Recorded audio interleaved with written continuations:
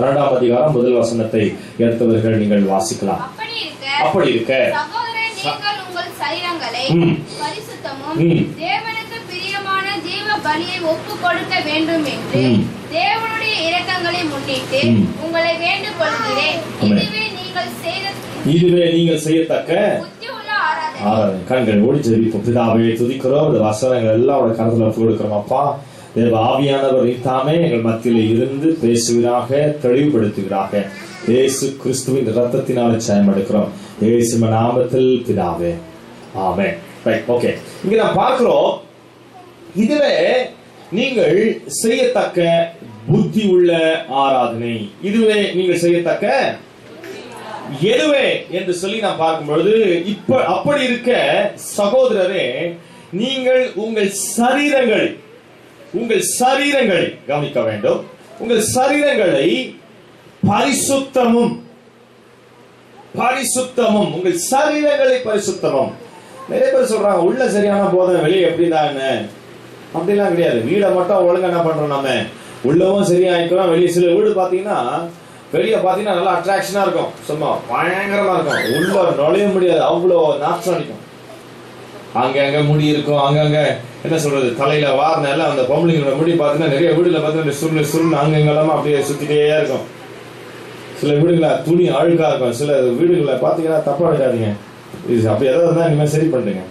ஆமா, சில வீடுகளை தலகாணையெல்லாம் பாத்தீங்கன்னா அது வந்து அவங்க தாத்தா அப்பா பிள்ளை எல்லாம் யூஸ் பண்ணி அது இன்னமும் அப்படியே அந்த எண்ணெய் நிறைஞ்ச கலரே மாறி இருக்கும். ஆமா, அந்த தலகானுடைய ஓரை பாத்தீங்கன்னா ஏதோ ஒரு கலரா இருக்கும். இது அந்த அழுக்கு வந்து அவ்வளவு கலரை மாத்தி இருக்கும். இப்படி பல விஷயங்கள் இருக்கிறது. வெளியே சுத்தமா இருக்கும், உள்ள அவ்வளோ சுத்தம் இல்லாம இருக்கும். ஒரு சில வீடு பாத்தீங்கன்னா உள்ள நல்லா சுத்தமா இருக்கும், சுத்தமா வச்சுப்பாங்க. வெளியே வீடு பாத்தீங்கன்னா ஒரு மாதிரி இருக்கும்.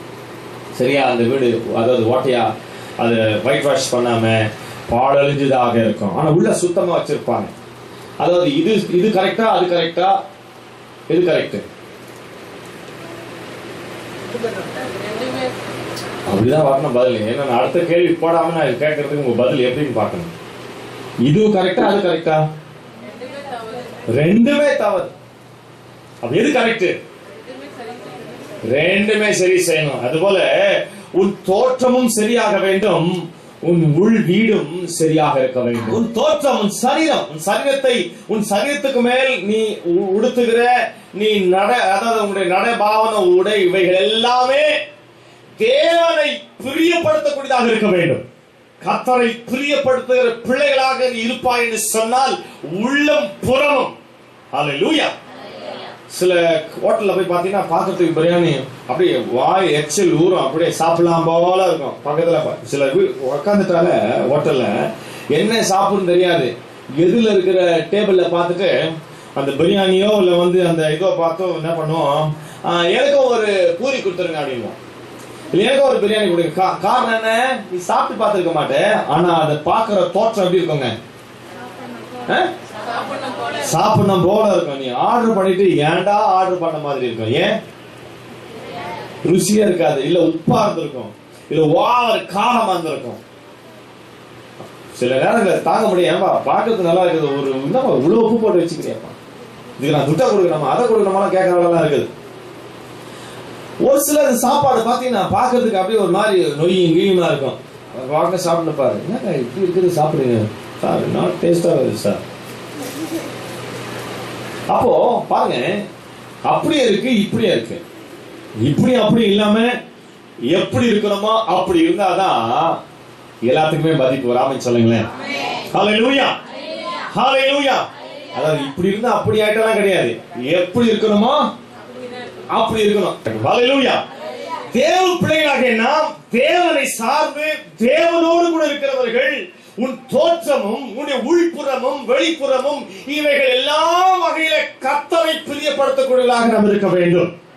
அதனால்தான் போன வாரம் உங்களுக்கு லோலாக்கு டெமிக்கு ஜாக்கி அது இது எல்லாத்தையும் உங்களுக்கு சொல்லி கொடுத்தேன் இல்லையா. ஒரு அம்மாவை பார்த்தேன், எங்க சொந்தக்காரதான், நிறைய வெத்தலை பாக்கு, அதாவது வாய் காஞ்சிச்சு, ஆனா அந்த வெத்தலை பாக்கு அப்படியே இருக்குது, வாய் காஞ்சிச்சு, வெத்தலை பாக்கு அந்த கோடு கூட வயசானது. இந்த அதுக்கு போக வேற மேல கேட்டீங்கன்னா அவங்க கொண்டை போட்டு இருக்கிறாங்க. கொண்டையில வந்த ஒரு என்னது அது கொண்டைக்கு வலை, வலையை பார்த்து ரொம்ப காலமாயிடுச்சு.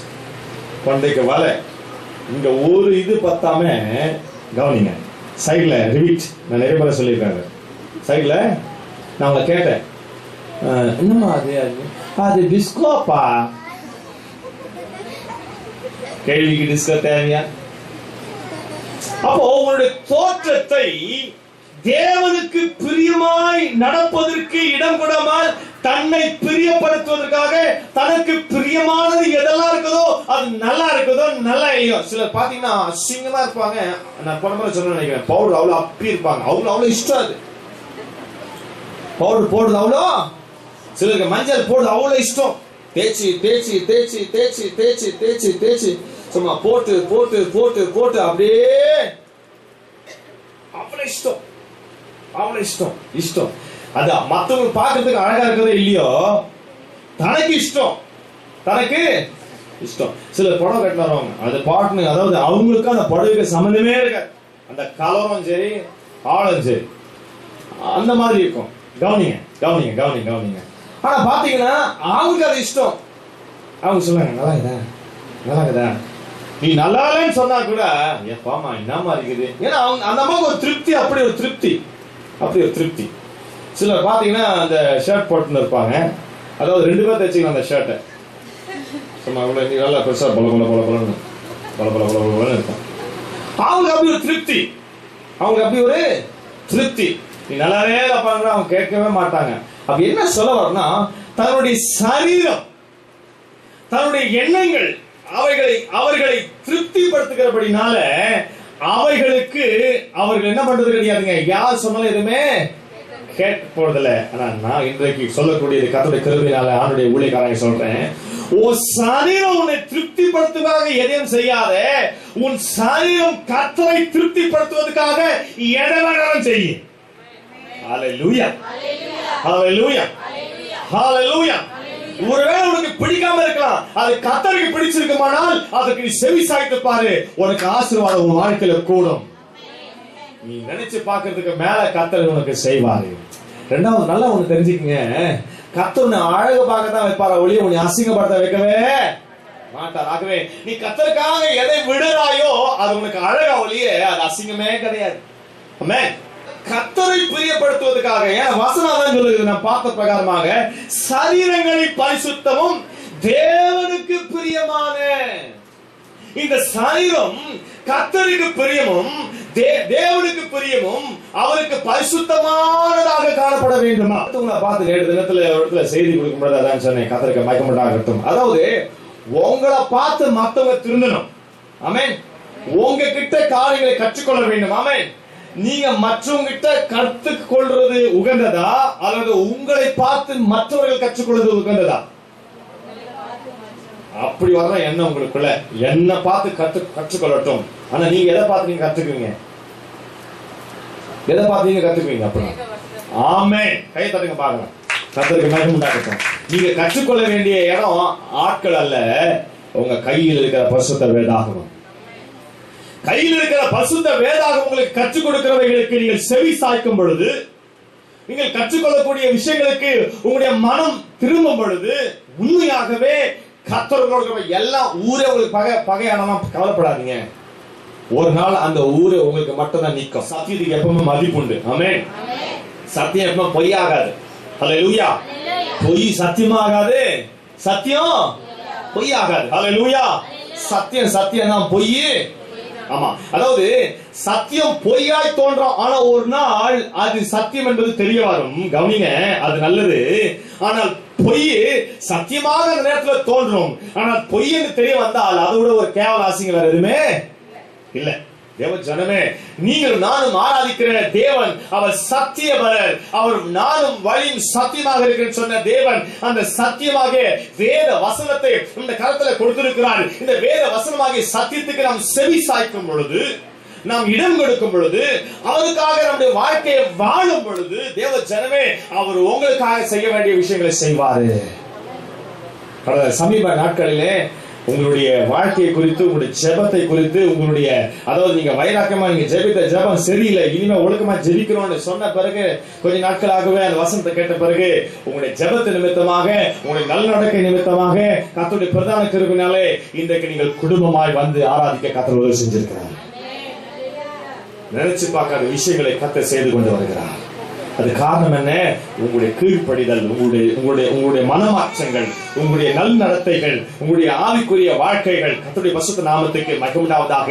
இங்க கர்த்தர் கொடுக்கிற வார்த்தைக்கு செவிசாய்க்கிறபடினாலே, ஆவியானவருக்கு நம்ம இடம் கொடுக்கிறபடினாலே உங்க வாழ்க்கையில, உங்க குடும்பத்துல கர்த்தர் மாற்றத்தை கொடுக்கிறாரு. தேவச்சனமே, இந்த மாற்றங்கள் தேவனால் உண்டாகிற மாற்றம், இந்த மாற்றங்கள் பரிசுத்த ஆவியானவர் கொடுக்கிற உங்க வாழ்க்கையில மாற்றம் இது. ஆகவே நம்முடைய நல் நடக்கை, நம்முடைய தோற்றம், நம்முடைய சரீரம், வசனம் தான் சொல்கிறது, உங்கள் சரீரங்களை பரிசுத்தமும் தேவனுக்கு பிரியமுமான ஜீவ பலியாக, செத்து போன பலி அல்ல, ஜீவ பலி, ஜீவனோடு. அது இன்னொரு வார்த்தை சொல்லணும்னா, எது நம்ம விரும்புறோமோ அதை கொடுத்துருங்க ஆண்டவர்கிட்ட. ஒரு முறை நான் சுந்தர் பிரதருக்கு நான் சொன்னேன், நீங்க உங்க வாழ்க்கையில ஆண்டவருக்காக இது வரைக்கும் எதை நீங்க செய்யலையோ அதை நீங்க செஞ்சு பாருங்க. உங்க வாழ்க்கையில நீங்க எதை ஆண்டவர்கிட்ட இது வரைக்கும் நீங்க பெற்றுக்கொள்ளலையோ அது உங்களுக்கு செய்வார். ராமே சொல்லுங்களேன். ஹல்லேலூயா. அதை சொல்லி ஒரு வார்த்தையிலே அவருக்கு வர வேண்டிய பணம் வந்துச்சு. ஆமென். அவர் கொடுக்க வேண்டிய கடத்தெல்லாம் தீர்த்தார். அப்போ என்ன சொல்றாருன்னா, தேவனுக்காக எதை செய்ய வேண்டுமோ, எதை கர்த்தருக்காக செய்ய கூடுமோ, உங்களால சில கஷ்டம் முடியாது, சில நேரத்துல செயல்படுத்த முடியாது. எனக்கு தெரிஞ்ச என்னுடைய நண்பர் ஒருவர் என்ன பண்ணாரு, மறக்க முடியாத ஒரு சூழ்நிலை, கர்த்தருக்கு மகிமை உண்டாகட்டும், அந்த மாதிரி ஒரு விஷயத்தை நான் பார்க்கல. நான் அந்த சகோதரத்துல நான் பார்த்தேன், அவருக்கு அடிக்கடியாக உடல்நிலை சரியில்லாம போயிரு. அப்ப அடிக்கடியாக உடல்நிலை சரியா போகும்போது எனக்கு போன் பண்ணி வர வைப்பாரு, நான் போய் ஜெபம் பண்ணிட்டு வருவேன். அப்போ ஒரு முறை ஒரு பெரிய ஒரு காணிக்கை கொடுத்தார். நான் சொன்னேன், என்ன நான் சொல்றது ஒரு ஏறக்குறைய ஒரு 8-9 வருஷம் நடந்த ஒரு சம்பவம். ஒரு பெரிய காணிக்கை கொடுத்தார். நான் சொன்னேன், என்ன பிரதர் நீங்க அப்படின்னு சொன்னேன். இல்ல, இது ஏன் கொடுத்தேன்னா, அவர் சொல்றாரு, நான் டாக்டருக்கு கொடுத்ததுக்கு பதிலா இது கர்த்தருக்கு நான் கொடுக்குறேன். நான் டாக்டருக்கு நான் என்ன செலவு பண்ணணும், இந்த வாரத்துக்குரிய அந்த டாக்டர் செலவை நான் கர்த்தருக்கு நான் கொடுக்குறேன். பொருத்தனை பண்ணி இந்த மருத்துவ செலவு இனிமே எனக்கு வரக்கூடாது. இந்த மாத்திரை ரெகுலரா சாப்பிடுறேன், இந்த மாத்திரை நான் சாப்பிடக்கூடாது. எனக்கு ரொம்ப வேதனையாக ஒரு விசுவாசியா இருந்துட்டு அப்படின்னு சொல்லி கொடுத்தார். ஆனா அதை கொடுத்த அந்த பைசால கர்த்தருடைய பிரதான கிருபையினால ஒரு நல்ல விலை உயர்ந்த ஒரு பைபிள் வாங்கிட்டேன். அது வேற விஷயம். ஆனால் என்னன்னா, அவருடைய எண்ணம் பாருங்க, அந்த எண்ணம், அதாவது நான் இந்த பணத்தை நான் கொடுக்கிற நோக்கம் இது, கர்த்தருக்கு நான் இது வரைக்கும் அப்படி நான் செய்யல, நான் செய்யாத ஒன்று நான் செய்ய போறேன், அவைய வாழ்க்கை இது வரைக்கும் நான் அவர் எனக்கு செய்யாததை எனக்கு செய்யட்டும். ஹல்லேலூயா, ஹல்லேலூயா. இன்றைக்கு சொல்லுகிறேன், உங்க சரீரத்தை கர்த்தருக்கு ஒப்புக் கொடுப்பதற்காக, உங்களுடைய சரீரத்தை கர்த்தருக்கு ஒப்புக் கொடுப்பதற்காக இதுவரைக்கும் செய்யாத ஒரு விஷயத்தை, உங்க பழக்க வழக்கங்கள் இருக்கலாம், உங்க சரீரத்தை பாதிக்கக்கூடிய ஒரு விஷயம், உங்களுடைய பேச்சு கெட்ட பேச்சாக இருக்கலாம், உங்களுடைய நல்ல நடத்தையை கெடுக்கக்கூடிய விஷயம். தேவனுக்கு உங்களுக்கு தெரியும், நம்முடைய மனசாட்சிக்கு தெரியும், நம்முடைய எண்ணங்களுக்கு தெரியும், எது என் குடும்பத்தை கெடுக்குது, எது என் வாழ்க்கையை கெடுக்குது, எது என் சமாதானத்தை கெடுக்குது, எது என் சந்தோஷத்தை கெடுக்குது, எது நான் கர்த்தரை உண்மையாய் மனதார ஆராதிக்க முடியாமல் காணப்படுகிறது, அவைகளை கர்த்தருக்கென்று நான் விட்டு விடுகிறேன். ஒரு ஆமென் சொல்லுங்க. எதை நீங்கள் கர்த்தருக்கென்று விட்டு விடுகிறீர்களோ, எது விட முடியாத விஷயம், பழக்க வழக்கங்களாக இருக்கலாம், கெட்ட தீய பழக்க வழக்கங்களாக இருக்கலாம், இல்ல மறைந்து கிடக்கிற ரகசிய வாழ்க்கையாக இருக்கலாம், மறந்து கிடக்கிற ரகசியமான தேவையில்லாத கர்த்தருக்கு பிரியமில்லாத விஷயங்களாக இருக்கலாம், வெளியே சொல்ல முடியாத விஷயங்களாக இருக்கலாம். அவைகளை கர்த்தருக்கென்று நீங்கள் வைராக்கியமாக அவைகளை விட்டு கொடுக்கும் பொழுது, ஒரு நல்ல உதாரணம் அதுக்கு சொல்றேன்னு சொன்னா, அதாவது கவனிங்க, படகுல சவாரி செய்து கொண்டிருந்த ஒரு குடும்பம், சவாரி செய்து கொண்ட ஒரு குடும்பம் திடீரென்று ஒரு முதலை அந்த பிள்ளையோட கையை பிடிச்சிருச்சு. கவனிங்க, பிள்ளையோட கைய முதல்ல பிடிச்சிருச்சு. இப்ப என்ன செய்யணும், அவங்க முதல்ல விட போறது இல்ல. என்ன அடுத்த நடவடிக்கை, கொஞ்சம் விட்டா குழந்தைய அது என்ன பண்ணுவாங்க, இழுத்துரும். குழந்தைய இழுக்கவும் முடியாது, ஏன்னா அது இழுத்துரும். அப்படி குழந்தை இழுக்க நினைச்சாங்கன்னா இழுக்கிறவங்க சேர்ந்து கீழே விட வேண்டியதுதான். என்னதான் பண்ணணும், சீக்கிரம் சொல்லுங்க. குழந்தை எடுத்து போகாது, கையை வெட்டிடணும். கையை நீங்க பார்க்காம, கஷ்டமான ஒரு விஷயம், கை இங்க பிடிச்சிருக்கிற இந்த கையை ஒரே வெட்டிங்கன்னா கையோட போய் சேர்ந்துடும். குழந்தை தப்பிச்சுக்கணும். ஒரு பேண்டேஜை போட்டு கரை சரி அதை டாக்டர் கிட்ட கொண்டு போய் சரி பண்ணிடலாம். ஆனா நீங்க அப்படியே விட்டுட்டீங்கன்னா குழந்தையோட போயிடும்.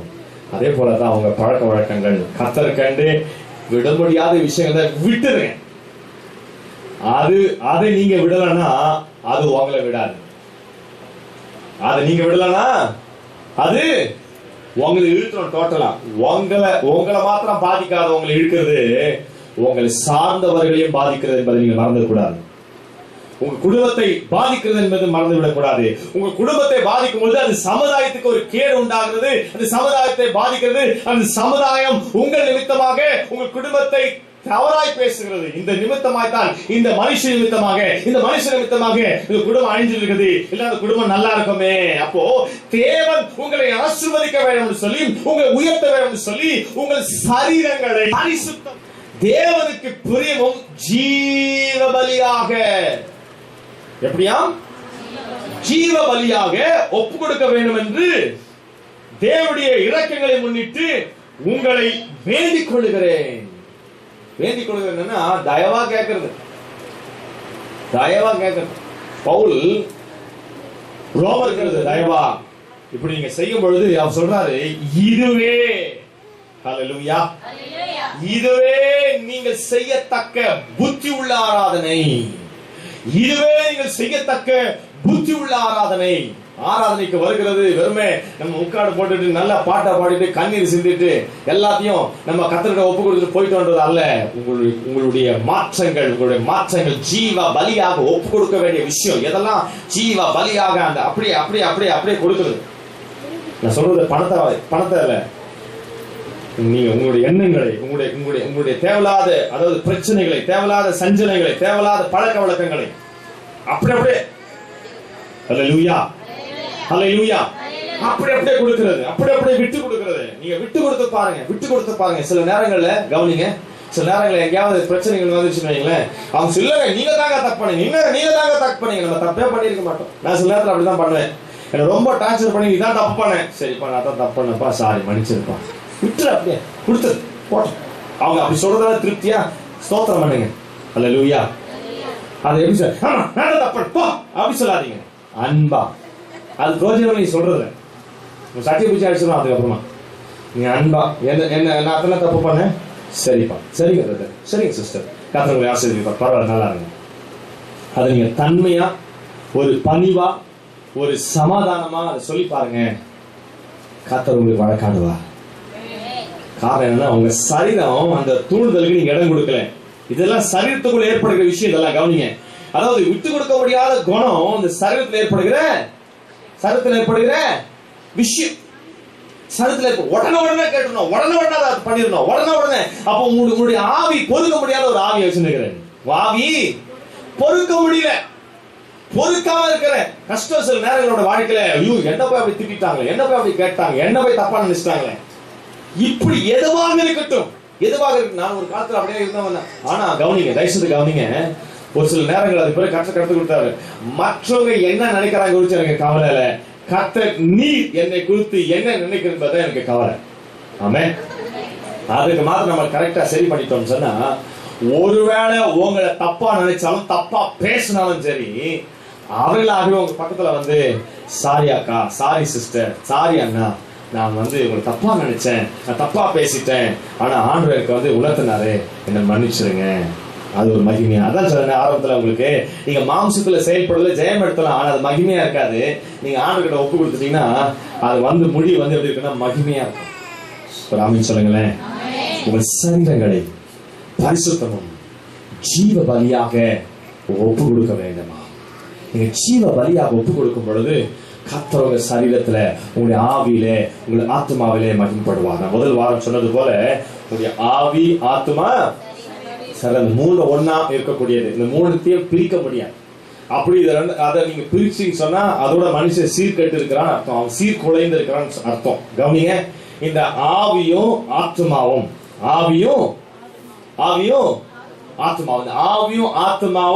சரீரத்துக்கு, அதாவது என்ன பண்ணுதுன்னா இணங்கி செயல்படுது.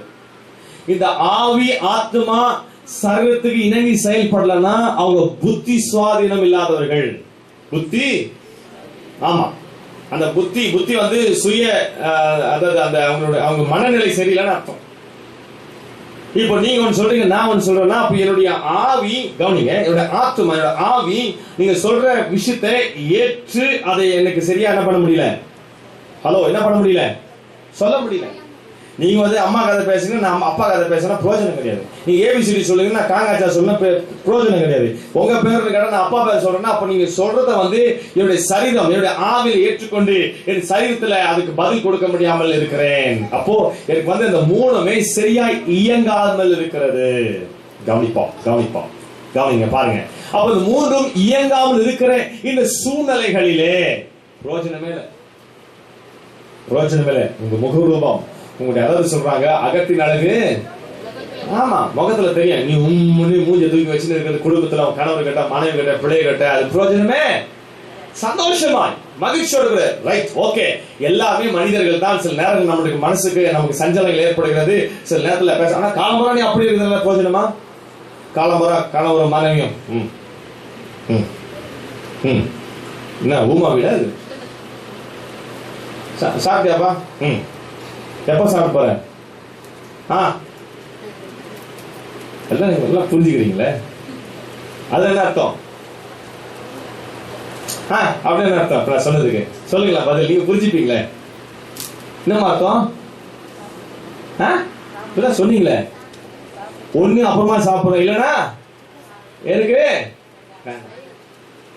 சாப்பிடியா? இது காலம்பூரா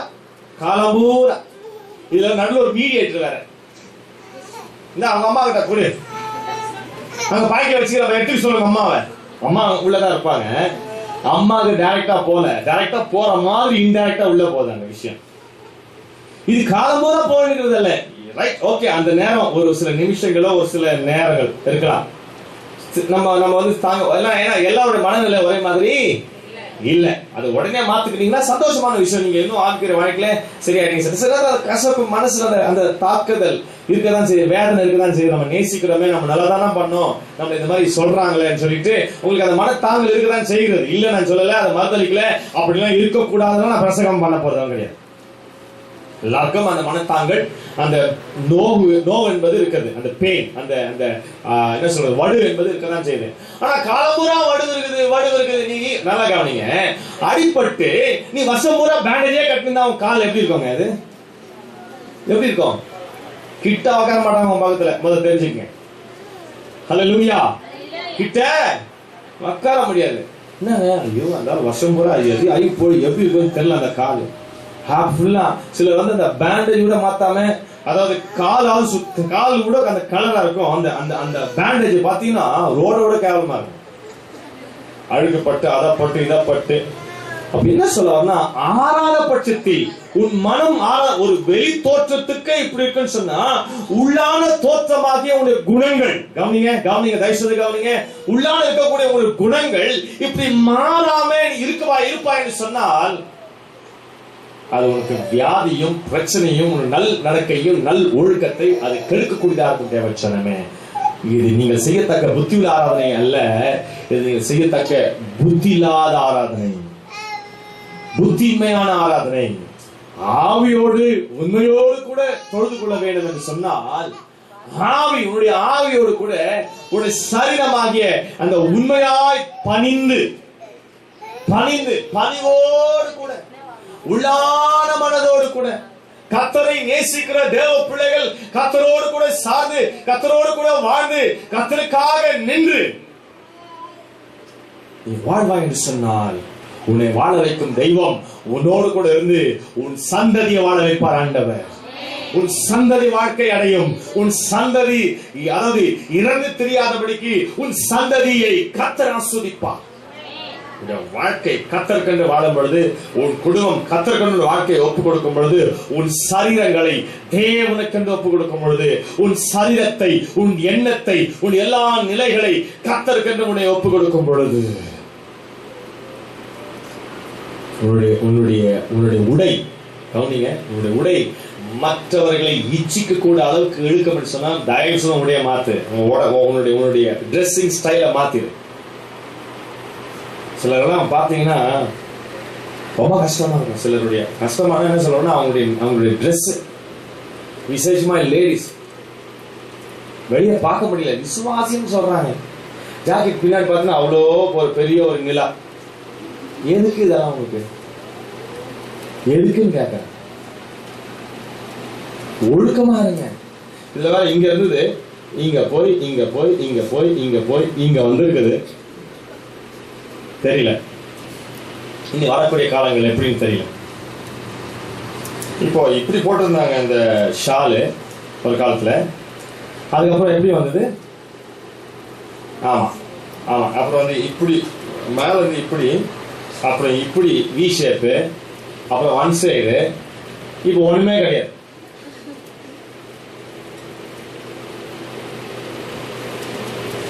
ஒன்றும் புரியல. இதுல வேற ஒரு சிலர் வந்து இப்படி போட்டு இங்க ஒரு கட்டு இங்க டைட்டா வச்சு இந்த கிராஸ் அடி போட்டு இழுத்துட்டு இவங்க சுங்க மாதிரி கட்டிட்டு அது ஒரு ஸ்டைல். நான் கேட்கிறேன், தப்பா இருக்காதீங்க, புரிஞ்சுக்குங்க. தேவ பிள்ளைகளாக நாம் கர்த்தருக்கு பயந்து வாழக்கூடியவர்களும் உங்களை எப்படி பார்ப்பாங்க நீங்களே முதல் யோசித்துக்கங்க. ஒரு சகோதரி, ஒரு வாலிப பிள்ளையா இருக்கட்டும், இல்ல திருமணமான சகோதரியாக இருக்கட்டும், உங்களை எந்த கண்ணோட்டத்தோட பார்ப்பாங்க? பரிசுத்த கண்ணத்தோட பார்ப்பாங்களா, இல்ல அசுத்த கண்ணத்தோட பார்ப்பாங்களா? அது தெரிந்து எப்படி ஏன் அப்படி அணுகிறார்கள் எனக்கு தெரியல. அவங்களுக்கு தெரியும் இப்படி எல்லாம் இருந்தா அவங்க இப்படி எல்லாம் பார்ப்பாங்க. அப்போ வந்து என்ன பாரு அழக பாருன்னு ட்ரெஸ் பண்றோமா, இல்ல வந்து நான் வந்து ஒரு ஒழுக்கமாக இருக்கணும் என்று சொல்லி நான் உடைகளை அணிக்கிறோம்? யோசிச்சு பாருங்க, நிதானிச்சு பாருங்க. யாரையாவது அப்படி பார்த்து சொன்னா அவங்க கிட்ட அன்பா பணிவா சொல்லுங்க, ஒரு பாரமா சொல்லுங்க. பரவாயில்ல, திட்டான பரவாயில்ல, சத்தியத்துக்காக நீங்க சத்துருவாகிறதுனால ஒன்றும் பிரச்சனை இல்லை உங்களுக்கு. தேவ பிள்ளைய நிதானிச்சுப்பார். உங்க பிள்ளைங்க அப்படி பண்றாங்களா, தெரியாம பண்றாங்களா, சொல்லி கொடுங்க, சொல்லி கொடுங்க. பெற்றோர் தான் சொல்லி கொடுக்க முடியும். பெற்றோர் தான் சில விஷயங்களை பேச முடியும். விசேஷமா சகோதரிமார்களுக்கு அப்பா பேச முடியாது, அம்மா தான் பேச முடியும். அம்மா வந்து பிள்ளைகளோடு கூட நீங்க ஃப்ரெண்ட்ஸ் மாதிரி இருங்க. போன வாரமா முதல வாரமே சொன்னேன், பிள்ளைங்க சொல்றதெல்லாம் நீங்க கேட்கணும்னு அவசியம் கிடையாது. அது நீ தாய்க்கு லாய்க்கு கிடையாது, தப்பா எடுத்துக்காதீங்க. உங்களுக்கு அனுபவம் இருக்குது, ஒருவேளை உங்களுக்கு படிப்பறிவு இல்லாம இருக்கலாம், ஆனா உங்க பிள்ளைகள் படித்து இருக்கலாம். படிப்புக்கும் உங்களுடைய அனுபவத்துக்கும் ஈடு கட்ட முடியாது. நீங்க அந்த வயதுல இருந்து கடந்து வந்துருங்க. சின்ன வயசுல இருந்து நீங்க கடந்து எத்தனையோ ஸ்டேஜ் வந்துட்டு இருப்பீங்க. 30-40 வயசு 50 வயசுக்கு ஆயிருக்கலாம். எனக்கு 50 வயசு ஆயிடுச்சுங்க, என் பிள்ளைக்கு வந்து 25-30 வயசு ஆகுது, அவ பேச்சு நான் கேட்டுதான் ஆகணும். கிடையவே கிடையாது.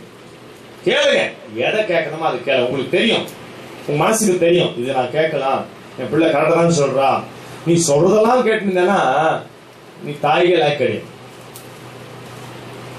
தேவ பிள்ளைய நீங்க சொல்லி உங்க பிள்ளைகள் அந்த ஒழுக்கத்தை வளர வேண்டும்.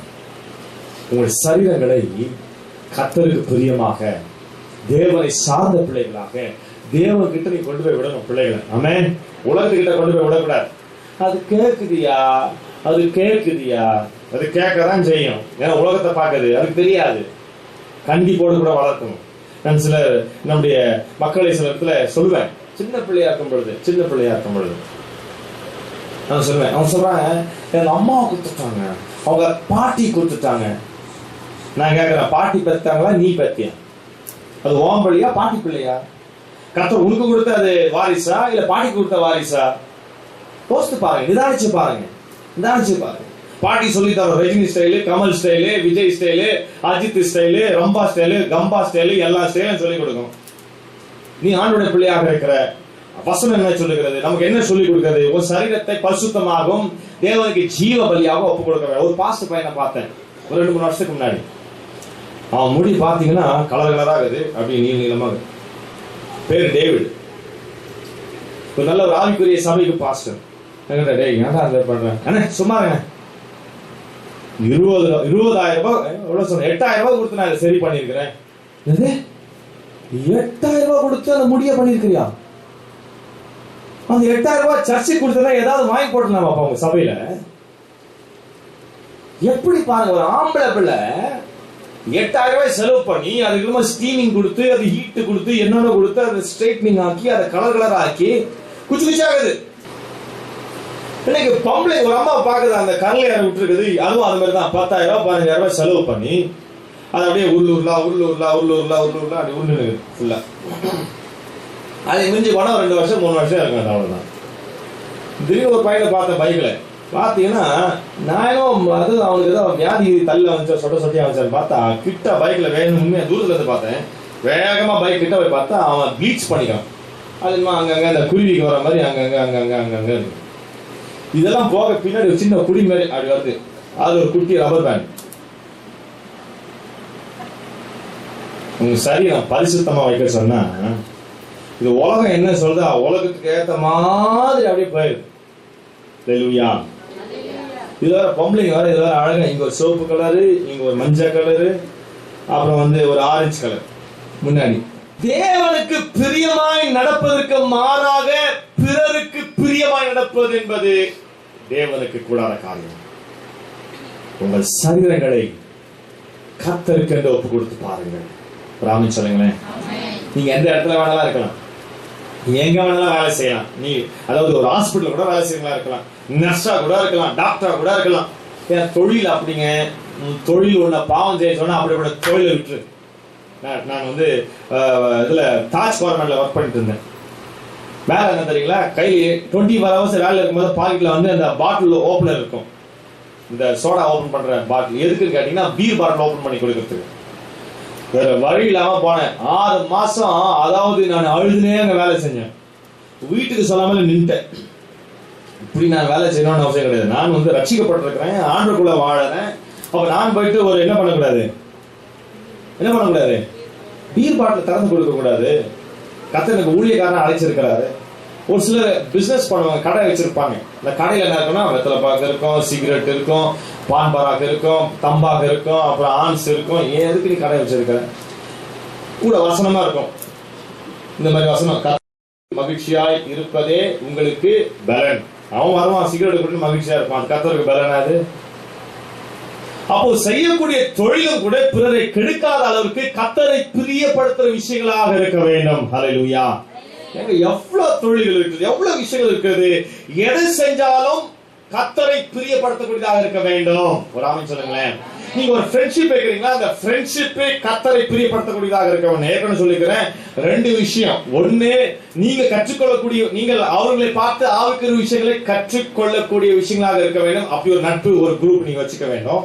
அடுத்த குரூப் நட்பு எப்படி இருக்க வேண்டும்னா, நீங்கள் அவர்களுக்கு கற்றுக்கொள்ளக்கூடிய விஷயமாக இருக்க வேண்டும். அவங்க அந்த அளவுக்கு ஒரு ஆவிக்குரிய ஜீவிதத்தில் இருக்காம இருப்பாங்க, ஆனா நட்பு வைக்கலாம். ஆனா நீங்க அவங்கள பார்த்து அவங்க கற்றுக்கொள்ள வேண்டும். உங்களை பார்த்து அவங்க கற்றுக்கொள்ள வேண்டும். அவங்கள பார்த்து நீ கற்றுக்கொள்கிறாரு. அது கண்ட கடந்து பேசும். அது உலகம். அது கண்ட கடை பேசணும். Double meaning, triple meaning, 4 meaning, 5 meaning, எல்லா மீனிங்கும் பேசும். நீ மீனிங்லெஸ்ஸா மாறிடக்கூடாதாங்க. நீ கர்த்தருக்காக அப்படிப்பட்ட பேசுற வசனம் சொல்லுது. துன்மார்க்கும் வசனம் என்ன சொல்லுது? சங்கீதம் 1:1 என்ன சொல்லுமா?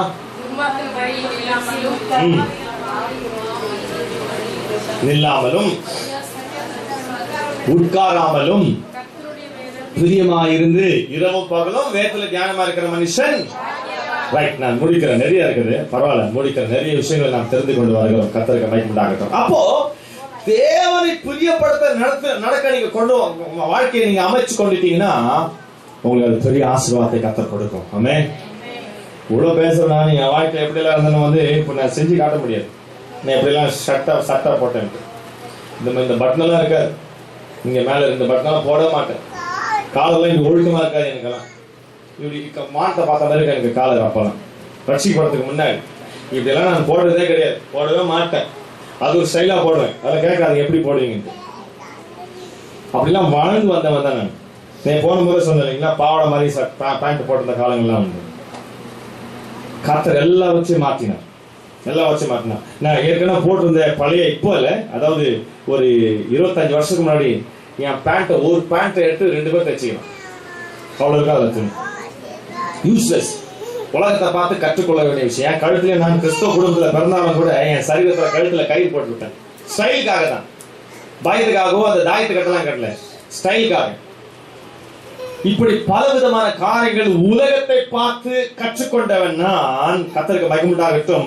கர்த்தரை நாம் மாற்றின பிறகு உலகத்தில் இருக்கிற நண்பர்கள் என்னை பார்த்து கற்றுக்கொள்ள கர்த்தர் உதவி செய்தார்.